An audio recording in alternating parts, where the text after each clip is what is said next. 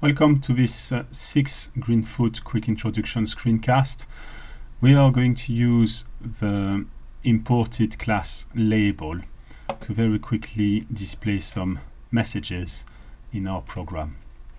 To show you what we're going to create, here's one I've made earlier.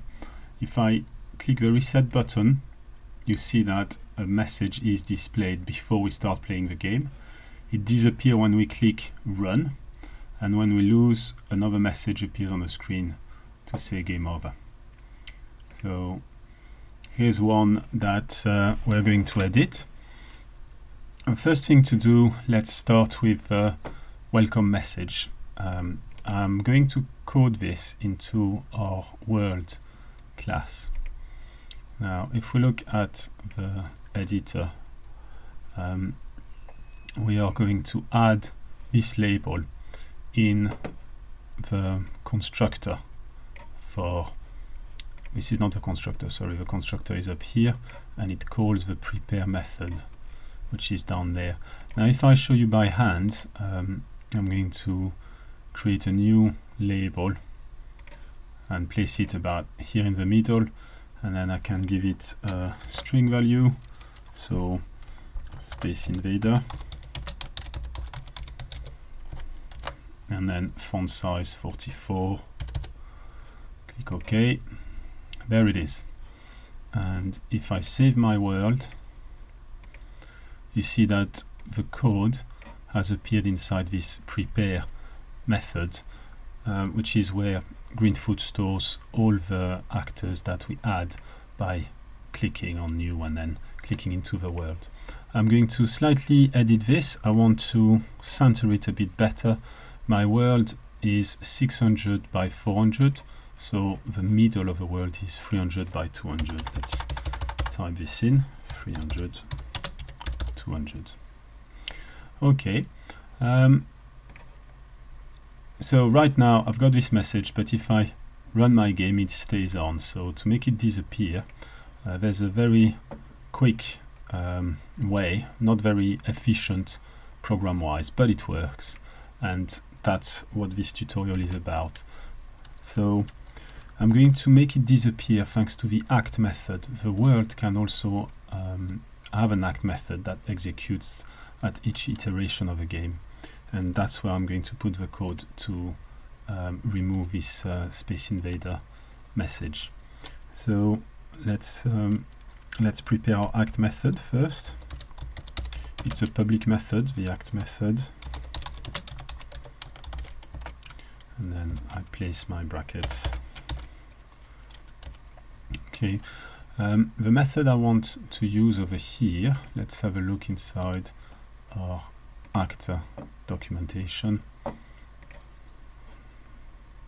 So I'm looking for a method to remove, oh sorry, it's not the actor, it's in the world class, and remove object.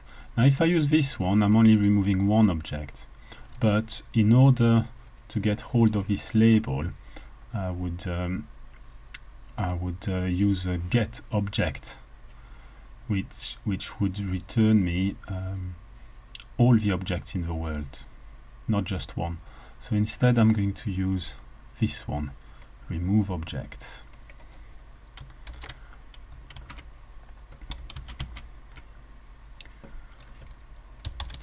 Remove object, and then as a parameter I'm going to use get object, and it's a class that I need to pass as a parameter of get object, and the class is label. Well, let's compile this, get rid of that screen. Right, so if I reset my game, there's my message, and then when I run it, it immediately disappears. Now I've just been hit by a bomb and then there's no message showing, so let's display a message when we lose. And that code is going to be inside the bomb class, because inside the bomb class is where we check if we hit a hero and then if we hit a hero, we stop the game. So before removing any of these objects and before stopping the game, I'm going to insert the code to display another message. So type label. Oops. I'm creating a new label. And this time I'm doing it all by hand. The message display is game over.